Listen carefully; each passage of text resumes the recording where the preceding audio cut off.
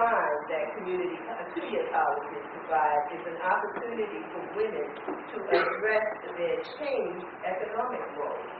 And I guess I hadn't really thought of that in a formal sense, but when you think about who's being served by two-year colleges, a large number of them are women who are trying to figure out how they're going to handle their new economic roles. As I mentioned for myself, I've worked with the independent colleges, the ag-tech schools, and the proprietary. So you've got the public, the independent, and the proprietary.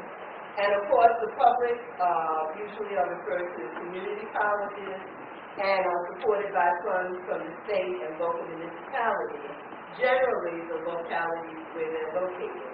And some of you here represent, I think, institutions that serve more than one county. So, for example, Columbia Green. And you have some others where institutions will serve more than one county. The independents are your private, not-for-profit colleges supported by private money and privately governed by independent board members. The proprietary, the private institutions operated as profit-making enterprises. One of the things that I think is kind of interesting in my experience in the education department is that a number of institutions do similar things, but because proprietaries do them, they're considered to be not so nice, but that community colleges, independent colleges can do them, and it's sort of okay. I won't go into any of the details of that. I would just say that one of my supervisors, their approach to looking at proprietary colleges, and some of it I would say is deserved, but I don't think we can take all proprietaries in this life, is that you're crook until proven otherwise, which is not very helpful. So clearly you can tell that's not my point of view. One of the things I think also, when you think about two-year colleges, encourages you to think about community colleges, is that almost all the literature is about community colleges. There's very little, almost none, on the independent two-year college, and there is growing body of literature on the proprietary. I think that probably one of the reasons why there isn't more literature on the proprietary is that they are profit-making, and a lot of them will hold on to their information because it is proprietary.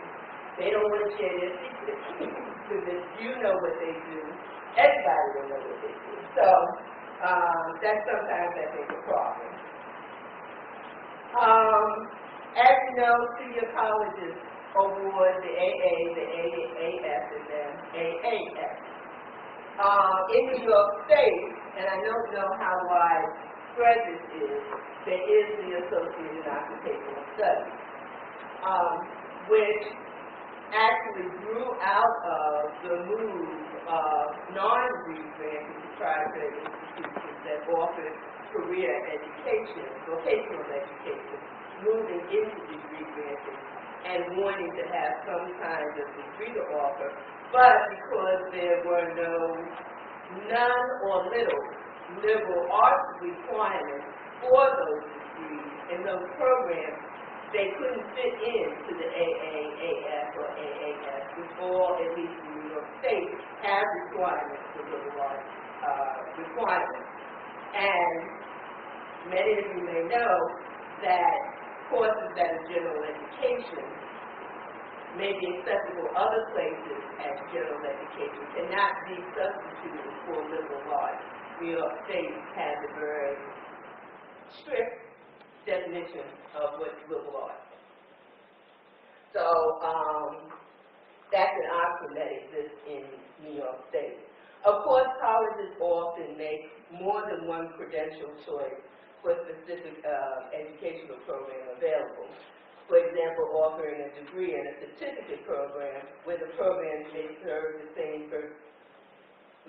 have the same first year, but diverge depending on the degree program, requiring more specialized courses or more liberal arts and general education courses. And I guess you all probably know about the growth in the two-year college sector, and I guess I won't share those statistics with you, although maybe just to say one statistic I had was enrollment at community colleges grew 741% from 1963 to 2006.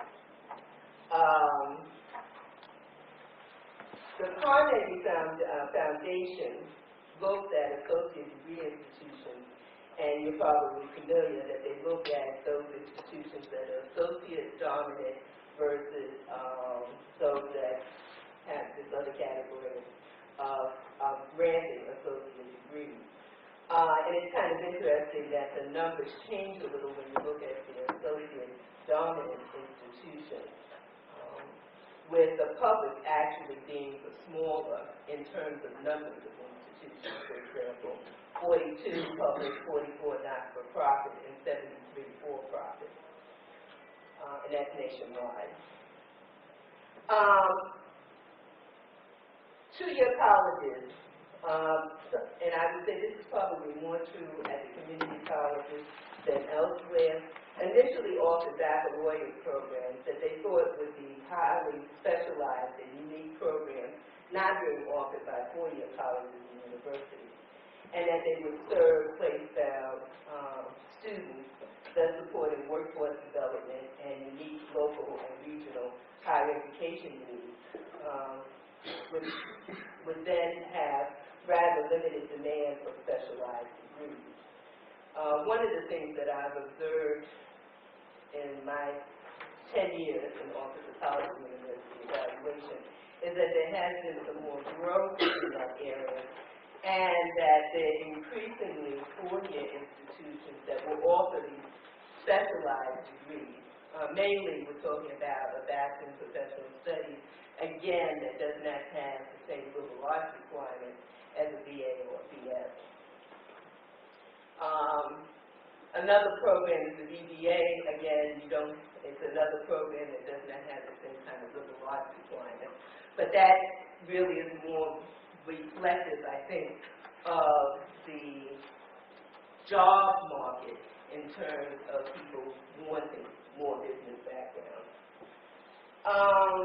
When we think about the history of two-year institutions, they started out as junior colleges, coming out of high school, providing the first 2 years of a bachelor's degree. And then in the 70s and 80s, these two-year institutions began adding occupational and technical programs and became more comprehensive community colleges. And there's been considerable growth in terms of corporate training, welfare work, GED, remedial programs. And when there are workforce shortages, the two-year colleges have really jumped in to develop programs to serve those needs. In 2001, only 49% of the degrees awarded by community colleges were in the liberal arts, sciences, general studies, and the humanities, and 51% were vocationally oriented fields, such as business management, administrative services, health professions, and related sciences. And I would say that probably has shifted somewhat. But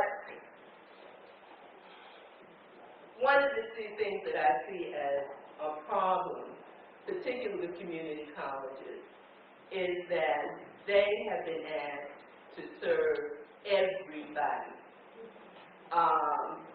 The student who wants a four-year degree, they're coming to transfer. The student who wants just a little training so they can get a job.